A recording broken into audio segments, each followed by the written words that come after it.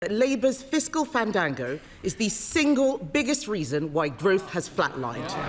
Does the Prime Minister agree with Andy Haldane, and does he have an explanation for this complete shambles? We all know the biggest shambles in living history, the Liz Truss budget. And what did she say? Did she say, I don't agree, this must be wrong? No, she said, I think Liz Truss is 100% right. 100%. Not much room for flexibility. Not one thing was wrong with it, in her view. So we won't be taking lectures from her. Matters for the OBR. The Chancellor will set out the budget in just a few minutes' time. Kemi Badenoch. Mr. Speaker, we're talking about the leaks. The Prime Minister doesn't seem to appreciate the impact of these budget leaks on the UK economy. Even the Chief Secretary to the Prime Minister has said this morning that the leaks were unacceptable. So will the Prime Minister launch an investigation into the budget leaks and punish those responsible? Mr. Speaker, it's literally about 25 minutes before the budget will be set out in all, where we'll take further decisions. The Chancellor will set it out, but thanks to the decisions she's already taken, we've got 5 million extra NHS appointments, waiting lists are coming down, mortgages are cheaper, we've expanded free school meals. That's 100,000 children lifted out of poverty, a moral mission for this government. Compare that to the record opposite any day of the week.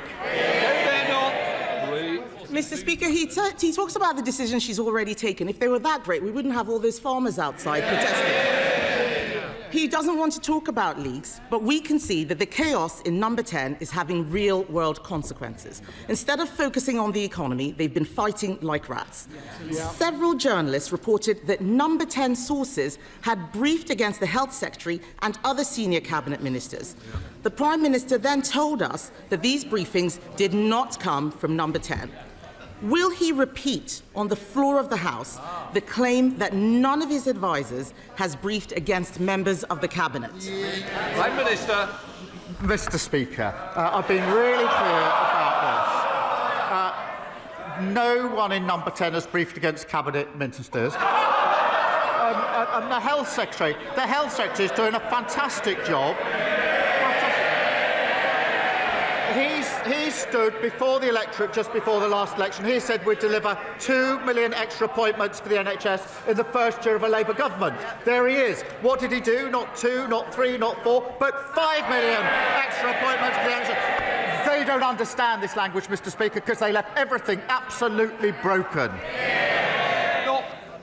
Mr. Speaker, the Prime Minister expects us to believe him. No one does. We all know that he did not have a serious leak inquiry. What he did, Mr. Speaker, was he asked Morgan McSweeney to investigate Morgan McSweeney, and then Morgan McSweeney discovered that Morgan McSweeney was innocent. All of this calls into question the Prime Minister's judgment. All of this calls into question the Prime Minister's judgment. We read this weekend that he wants the former Deputy Prime Minister back in his cabinet.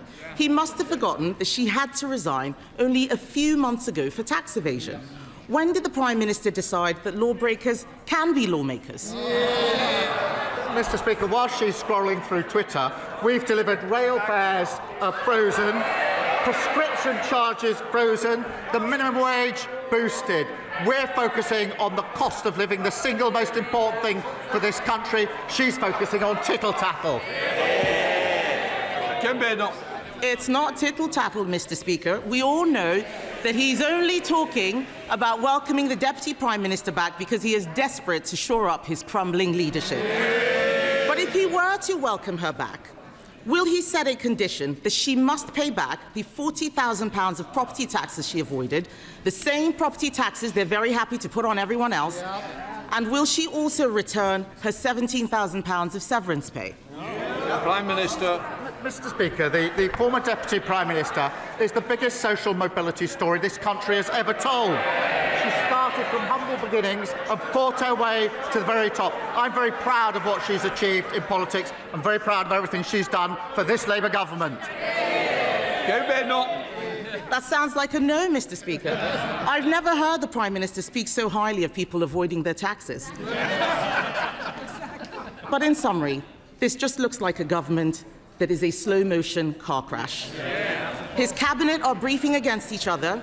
His MPs are planning for life after him, and the most chaotic run-up to a budget in recent memory is happening on his watch.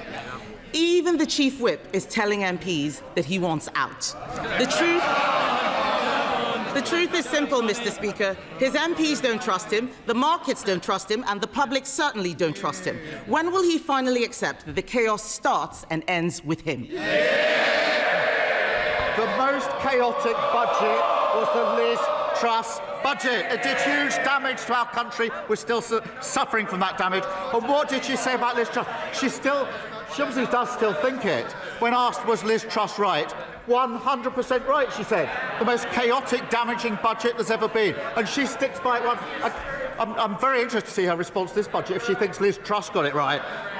Mr. Speaker, what we're doing is focusing on cutting waiting lists, cutting the national debt, cutting the cost of living, renewing our country, a Labour budget with Labour values, delivering for the British people.